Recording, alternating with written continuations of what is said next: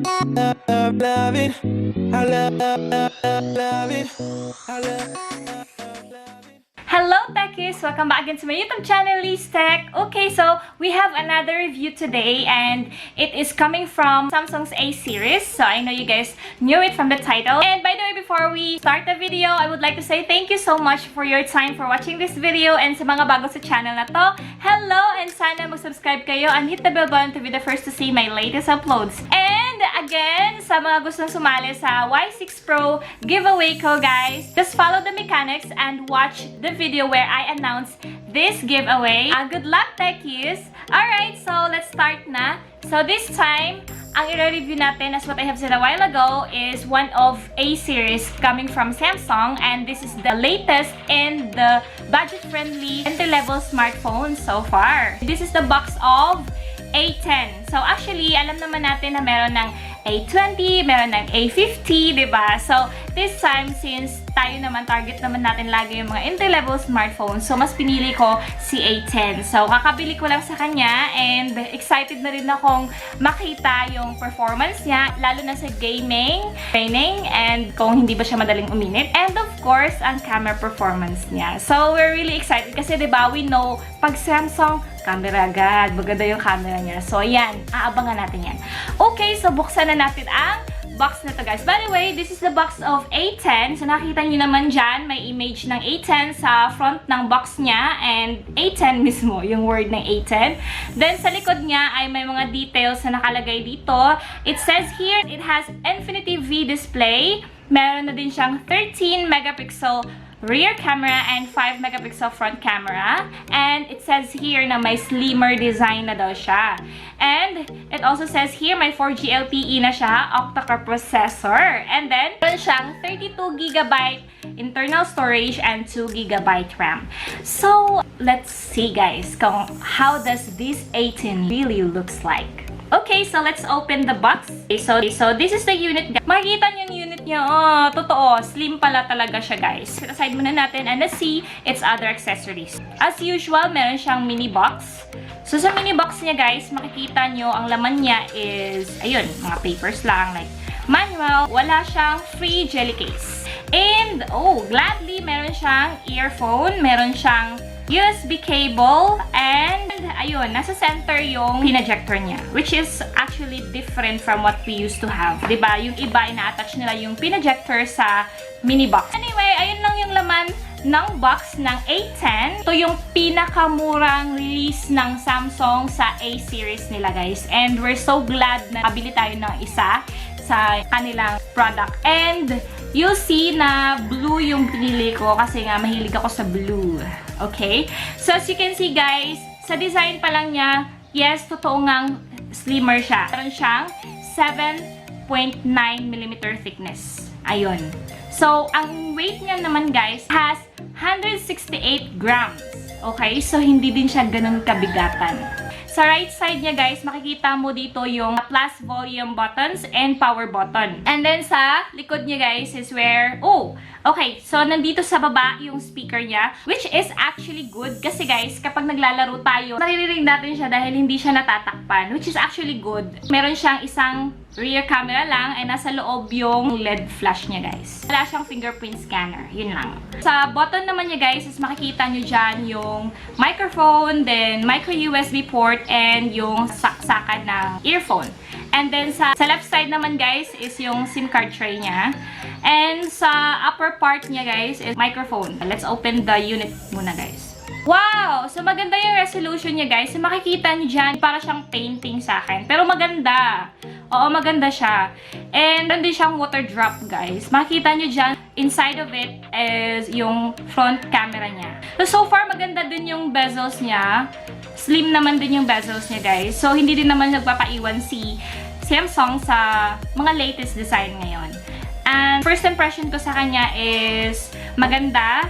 Premium naman. Yung build niya, guys, is plastic lang ito. And sa front niya is glass. hindi siya gaanong noticeable yung fingerprint magnet mo kasi nga, hindi naman siya katulad nung ibang smartphone na nare-review natin na may reflective mirror design sila, which is very visible yung fingerprint magnet mo. Ito naman siya guys, hindi talaga siya ganun ka-visible. Although, meron talaga. Makikita mong merong fingerprint magnet, pero hindi siya ganun ka-visible. So, hindi siya masyadong madumi sa paningin mo. Mas gusto ko rin yung ganitong design na manipis lang, diba? Mas comfy, hawakan mo. And ang resolution niya guys, maganda. Since we're already done looking at its design, now, let's proceed to its specification. Guys, si A10 ay meron siyang 720 by 1520 pixels screen resolution and meron siyang 6.2 inches screen display. Yung Infinity V display niya, guys, is very attractive. Meron siyang 2GB RAM and 32GB internal storage, and this is already powered by octa-core processor. This smartphone also runs on Android version 9. So when it comes to its sensor, guys, is face unlock, proximity, and accelerometer.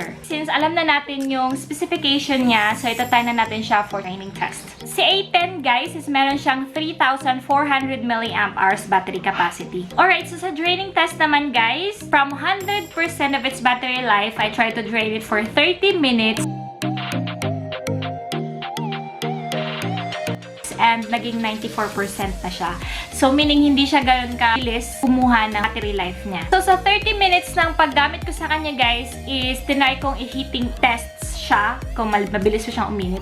And then, I found out na after 30 minutes of doing Pubg, from 39 degrees Celsius ay naging 41 degrees Celsius siya. And then, after another 1 hour, tinry ko naman siyang i-drain. Nag-play na naman ako ng Pubg. And chinek ko yung heating niya. Umabot siya ng 39 degrees to 40 degrees Celsius. Ayun, pagpunta naman sa camera testing guys, chinek ko siya mag-picture sa indoor and outdoor, and makikita niyo dyan yung outcome niya sa front cam. So far, sa front cam naman niya guys, okay lang yung performance niya. Hindi naman siya vibrant, hindi din siya gaano ka-sharp. So, sakto lang. Pero makikita mo talagang meron siyang subtle effect. Hello! So, this is the front camera of Samsung A10. So, nakikita nyo naman dyan yung quality niya. 'Di ba?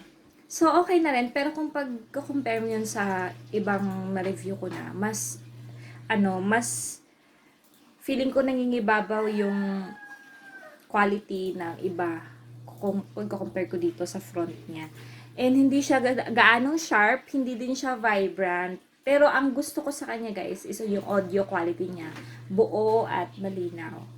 So, yun yung gusto ko kay A10. Now, sa rear camera naman niya, guys, makikita nyo na sobrang ganda ng rear camera ni A10. Sobrang linaw, sobrang detalyado ng image. Makikita mo talagang napaka-detalyado and napaka-edgy niya. So, ma-appreciate mo talaga yung kulay ng bulaklak, and then yung blur effect niya, maganda din.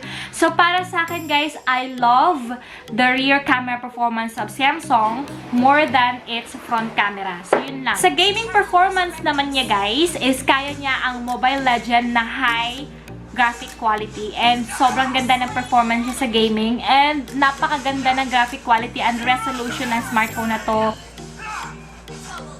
Sa Pubg naman niya guys, kaya niya yung mid graphic, and medyo may mga lags lang siyang maranasan mo, but then the graphic quality is still nice and clear talaga.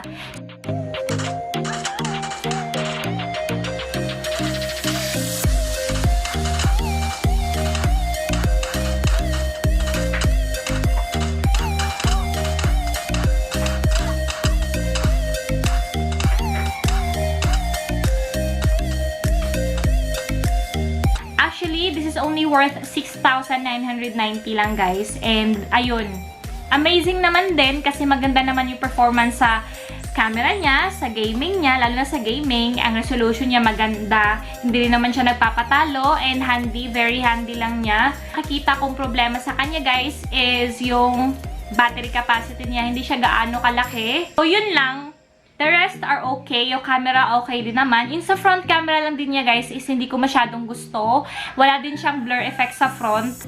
So yun yung I think medyo downside din niya. But the rest of it, like sa gaming performance, yung resolution niya guys, okay na okay ako. Wala akong problema doon. Isa sa nagustuhan ko din sa kanya guys is yung speaker niya din. Kasi nga dito nila guys. So, hindi siya matatakpan kapag naglalaro ka. It's all up to you again guys. If what can you say about this smartphone? Basta for me, okay siya. Anyway, I will still observe this smartphone kung ano yung performance niya after weeks. Something like that. And magagawa din ako ng vlog sample nito. So, abangan nyo yan sa Liz Vlog channel ko. If hindi pa kayo nakapag-subscribe doon sa bagong Liz Vlog channel ko, ay mag-subscribe ka na para hindi ka pag-iwanan sa mga new uploads ko doon. Okay? So, ayun na guys. I hope na nag-enjoy kayo. I hope na hindi kayo magsawang supportahan ng channel na to. And by the way, mag-shoutout nga pala ako before we end this video.